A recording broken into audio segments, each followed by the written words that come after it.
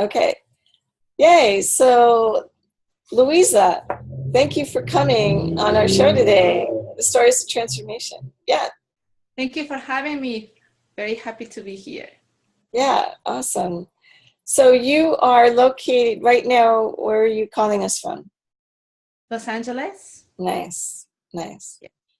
And you come to Kauai because you have a condo here and you connect with the island, and you've been on this island for a while, coming to this island. Yes, the island keeps calling me, and I just enjoy and love the nature and the energy of the island. So I keep going probably almost every 3 months of the year. Yeah, such a Yeah, special place. it is a special place. Yes. Yeah, so how did you come to know about us here at Dolphin Touch, and how did that happen? When I was planning my second trip to Kauai, I wanted to connect with spiritual people and people who know more about the Lemuria energy. So I found you in the internet, and then I called you, and you were kind enough to spend 30 minutes with me, talking to me and explaining things about the energy of the island, and we connected. Yeah, And I came to the island and I'd visit you, and I had a session, and you took me to the cave, the birthing cave, and that was very interesting for me. So right away I knew that I was connected with the island and with you. yes. And since then, we've connected with others. I've introduced you to some other amazing beings here on the island.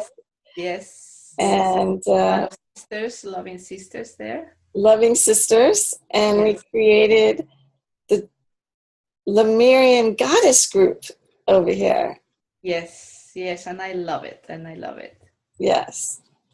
So we have a Facebook group, and we have regular gatherings and postings that we do, and we stay connected, and you come out and you share some ceremonies, and we do some things together. And I loved your abundance ceremony and what you did with that. Can you just share a little bit about? Yes, I learned this from my Peruvian ancestors, and I'm a shaman. And we do a lot of rituals to prepare or to heal or to ask for abundance or anything that we might need.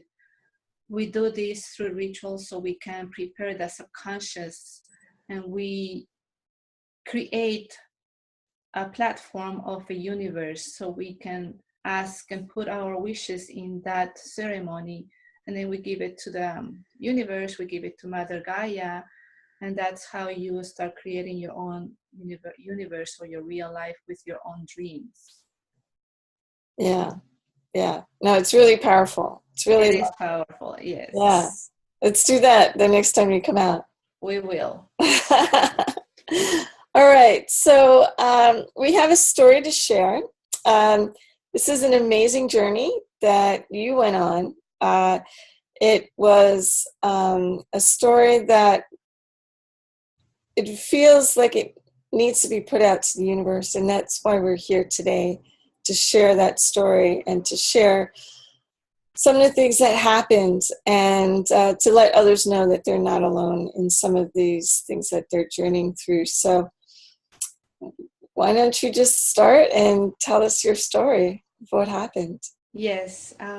Last September, I went on a trip to the Big Island, seeking for, again, spiritual healing, more answers to my questions, because I got my awakening in Kauai, but I wasn't sure what was going on. So I went for more information. So I connected with some kahunas in the Big Island for me to learn more about what was going on with me.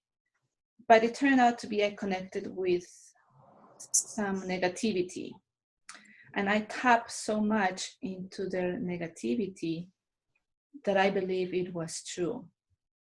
Therefore, also it reminded me what I have gone through in past lives when destruction happened and I lost my children and I saw devastation. So I went into that space. I went deep down in the hole. I was in panic. I left my body for 3 days. I didn't eat. I was just in despair. So it was a bad moment for me. And I realized that I gave my power to these people. I allowed them to put their fears on me. But there was a big lesson for me to learn that first, I cannot give my power to anybody. Second, I have to stop searching and looking externally for more answers rather than I have to listen to my intuition, go within me and connect with my higher self. But then I realized when I came home, I was really, really down, and I was having just pure darkness. But there was a voice inside of me, my intuition, telling me, you are light. Choose the light, forgive about the darkness. And that light kept me, it hold my hand. But then I said, I will choose light, but I need help. And I remember you, and I knew that you will be able to help me. So I called you over the phone, and immediately you just put in perspective what has happened to me, that I tapped into the negativity of certain people and I gave my power away, and that I can create my own reality with my own thoughts. So I realized I don't want to stay in this darkness. This is not me, and I need to move away from this. Yeah, that was a very pivotal time. There's a lot of people going into fear, and I don't think it was just like what the kahunas were saying, but it was just the collective consciousness. There was the Trump election, had just happened. Trump had just been elected. So there was a lot of fear in people's lives, and people didn't know what was going to happen. A lot of women went into fear. A lot of, the situation in Mexico, that brought up a lot of fear. So a lot of things were going on, and it was in the collective consciousness that this fear and this idea that things can be taken away or shifted, or your lifestyle can totally be taken out from under you like a rug, ripped out from under you. And there was a lot of fear just going around. And I tapped in all of it. I just tapped in all of it, and I just went down deep. But then I realized, okay, I'm going to choose love, and I need to get out of this because this is not how I want to be, and I don't want to live my life like this. So I start using my shamanic exercises that I have learned from my ancestors. And one of them is connect with Mother Gaia and the sun and the cosmos, of course, with God. And I just went out in my backyard and lay down in the grass, and I just gave all my dense energy to Gaia. And with her help and with the sun and with God's help, I release every day. With my breathing techniques, I release all my density. And as I was releasing and surrender to them, I inhale their vibration, I inhale their nectar, their love. So it took me 20 days. And with the support of my family and my friends and you and loving people, I was able to get out of that darkness. And it took me 20 days, which taught me how powerful humans we are. We can heal ourselves from anything if we choose to, if we choose the light, if we choose the love, rather than the darkness. So I had to go through that experience for me to know and learn how powerful we are and how we can heal ourselves just with the help of God and Mother Gaia and the cosmos and the angels. So it was an incredible experience. I don't want to live it again, but it's something powerful that anybody can do. And just using everything that we know will help us. Yeah, absolutely. I mean, we have the power to change anything. I believe that we have the power to reverse anything. We have cancer or anything that's going on in our bodies. We have the power to turn that around. And definitely positive thinking and love can Yes. all. Yes. And we all have times where we get caught up in the darkness or get caught up in the fear, or we get caught up in the collective. And sometimes it takes us a while to pull ourselves out of that. And that's why having support groups is really important. That's why having a network of conscious friends and family around you is important. So yeah, I could see how that, really was helpful to have your friends and family there through those times. Yes. And I think, your husband was a little nervous about. Yeah, he got scared. He never saw me like that. And so he really started giving me his strength. And I grabbed to his strength. But I knew I couldn't depend on that anymore. It wasn't a solution. I had to grab my own strength. I had to believe in myself. And I had to believe that love conquers the darkness. So I started going that way too. I chose that every day. And I just surrender. I surrender my fear.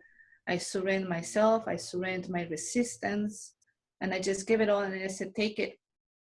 And then I realized I was scared of death. That was the whole thing. And then I realized, I'm not supposed to be afraid of death. It's a liberation. I'll be going home. There's nothing to be afraid of. So with that in mind, I conquer many fears, Right. I conquer fears of earthquakes. I conquer fears of destruction. And whatever will happen is just part of the evolution, is part of the lesson. So there was a lot of lessons learned there. Yeah. I think one of the biggest is the universe has always got your back. Yes. And that's once you really, really get that, and you see that everything is working in your favor, that even things that you think are bad or sad or negative, it's just another way for you to expand and grow. And using that philosophy and understanding, instead of wallowing in like, oh, I'm so mad that happened, and getting that anger out and just wallowing in that anger, you realize, hey, even though this happened and it wasn't good, I learned something from it. I got something from it. I expanded. I learned that I don't want that maybe in my life, and you attract something else in your life. And there's a lot of people, a lot of energy out there that wants to control. And even our ego, that fear of death is the ego wanting to control and protect us. And that's its job, in its opinion, to help save and support us and to keep us alive. And so we won't do things because of fear of dying, or fear of an earthquake, or fear, just all of these things. So we'll live this simple, closed box little life when there's a purpose. Okay, yes, you don't want to put your hand in the fire over and over again. You want to know that that's going to burn you. So it's good to have that, but you don't want to never go near fire, just because you might, on the off chance, get burnt if you're near it, and you'll never feel the warmth of that fire. So it's about overcoming the ego and overcoming those thoughts that it depends on who. The expression a lot of people use is, who's driving the bus? Is right. it the ego that's driving the bus, or is it you saying, you put the ego in the back seat and maybe out of the car if they don't behave themselves, and you're the one that's back in control driving that car? And when did that shift for you, where you started driving that car? I realized that I didn't want to stay there. I didn't want to stay in the darkness, and I come from the light. So the way I fix it also is I decided to face those fears. So I went to places and I saw people that I was afraid of. And I just I didn't say anything. I just brought my presence for me to heal that fear. So that helped me a lot, because then I cleaned it. I took it out. I took care of it. I didn't run away. I faced it. And that's another important healing healing way to do that. If you fear, you confront your fears and don't just tuck them away or put them aside. So that also helped me a lot. And then I realized that I couldn't stay in fear. Then I chose love. I chose compassion, forgiveness. I forgave myself for giving my power away. And I forgave those who took my power. So that was a lot of healing there. And that helped me to let go of everything. And now I just choose love. I try to make my decisions touching my heart first rather than my thoughts or my ego. So that's another lesson I got from all Yeah. this. Well, absolutely. Well, let's talk about the fear one first. Definitely, fear is a funny thing, and it's like it can get out of hand and go out of control, and until you get to that place exactly where you face your fear. And it's our imagination that makes it bigger than what it's really there. And Yes. and so if we are imagining this terrible thing is going to happen, and we're going to get together, or whatever it is, or they're going to control me, or I'll lose control, and that has more power than if you just face it and you experience it, and then you live through it, and like, wow, I'm still alive. I'm still here. I didn't die. I talked to that person. I spoke my truth, and I'm still alive. Isn't that great? It's wonderful. Yeah. I mean, and that's the best thing. And I had a teacher once that said, whatever you fear, that's where you need to go. That's what you need to follow. That's where you need to grow. You know, it's like those things that take you out of your comfort zone. You know, you have your nice little cushy house, your nice little cushy life, and you're like, oh, this is good, you know, but you're not growing and expanding. So if you get out there, you put yourself out there, maybe it's on video or talking or speaking your truth or connecting or saying what you want to say to people, then you're facing and growing, and maybe you're going to have some challenges along the way, but that's how you grow. Exactly. I'd rather grow than sit in my little comfort zone and never expand. Definitely. Yes. So I am grateful for all of that, and now I just choose love and just be living from there. Absolutely.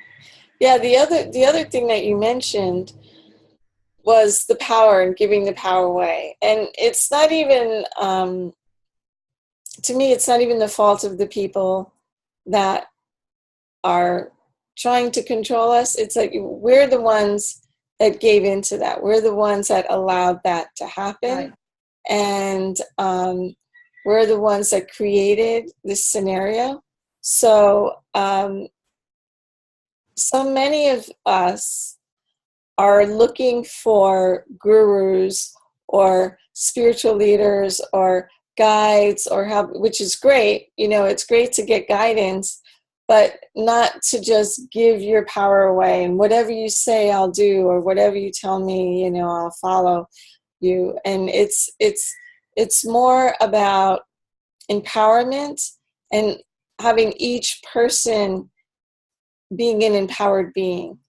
I learned that lesson with my kids, you know, and my family. It's like I had to see them all as an empowered beings. Otherwise, you wind up doing things for them and taking care of them, and they never get to go out and be on their own.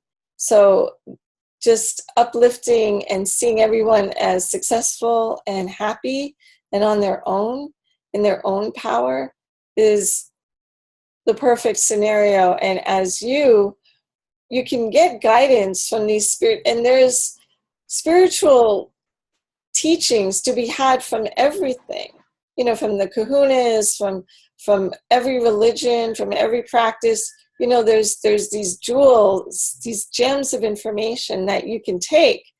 But then the stuff that doesn't resonate with you or doesn't make sense, you know, then you don't need to follow word for word their practice, and you just take the good stuff that you like about that practice. Right. I also learned that I was so hungry for information, so I just stopped looking here, there, and there. But I forgot to listen to my intuition, to my higher self. That was my problem. Yeah. I gave away totally. But now I learned that I have to listen to my intuition, connect with my higher self, and go from there. And the rest, just, it's coming information, but now I know I have the power to pick and choose what works and resonates with me or not. But I wasn't listening to my higher self. Perfect. That's what brought me to all of this. Yes. Well, I was so glad I was there and answered the call when you called me. Yes. And just be available. And it was just divine timing. And I'm so glad to see you now on the other side of the darkness and coming out of it. And you have some things that you're going to be offering. You have a trip coming up. You want to tell us about that? Yes. We are organizing a trip to Peru in September. It will be a healing and a mystical journey to the Andes. We will go to sacred places. Of course, we'll visit Machu Picchu. We'll do some ceremonies for healing and cleansing. It will be probably around 8 nights and 9 days going into Cusco. And we'll just be traveling to different parts and meeting some shamans. So I invite you all, if you're interested, you can contact me through my email, and I would love to take you there. Yeah, it's going to be awesome. That's amazing. Because that's where you're from, right? Yes, that's where I'm Were you born in Peru, or? I was born in Peru, yes, and I came to the United States when I was 22.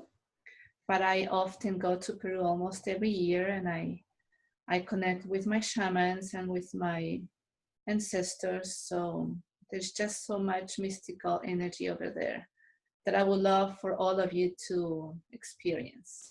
Yeah, wow. That's going to be an amazing, amazing trip. I've been to Peru too, Machu Picchu, which is actually very similar to Kauai. The energy of Machu Picchu and Kauai was amazingly similar. And it was an amazing, amazing place. We went there on the summer solstice.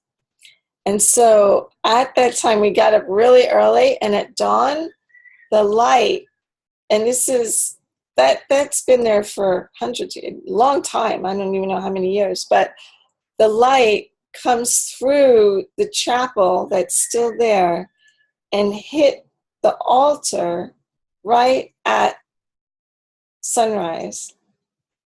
It was magical. It's like a scene out of Indiana Jones. And we were there to witness that, because it happened I think it happens at the solstice, every solstice. Yes, June 24th. Yeah, it was incredible. And it was great to be there. The energy was like, vroom. Oh my, yeah, it was so magical. Such an amazing place. And the llamas are running around, and it's and I love the colors of Peru. All the different outfits, and there's such bright colors. It's so funny because, it's not there's certain areas that are quite poor that you're going through, but they still have this beautiful clothing and rich colors, bright colors, and beautiful attire. I just love that energy and the markets, and it's really nice. We have great food too. And part of Kauai, especially the North Shore, where all the peaks and the mountains, is so similar to Cusco, to Peru.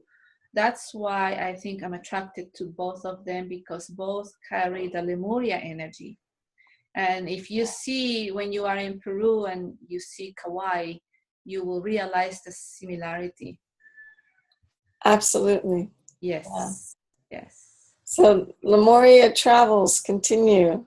We're actually going to do a Lemuria retreat in July here on Kauai, and that would be a perfect follow-up, and we can, go to Peru after that. Yes, that will continue that Lemurian energy. So how can people contact you? They can connect me through Facebook too, under my name, Luisa Vaca, and through my email. It's a long one, but I'll post it in Facebook as well, so you can connect me there. Okay, sounds good. And they can also always contact us at dolphintouch.org, and you can email us at info@dolphintouch.org, or contact us on Facebook. It's Jeanne Russell 52. And awesome. Yeah. Well, thank you so much for being on our show today. Oh, thank you for having me, and thank you for being a service out there to many of our sisters and brothers. Oh, yeah. We're just singing and dancing, playing every day. Yes, yes. Well, blessings to you. We'll be in touch. Thank you all. Yeah. Stay well. Aloha. Aloha. Bye-bye. Bye-bye.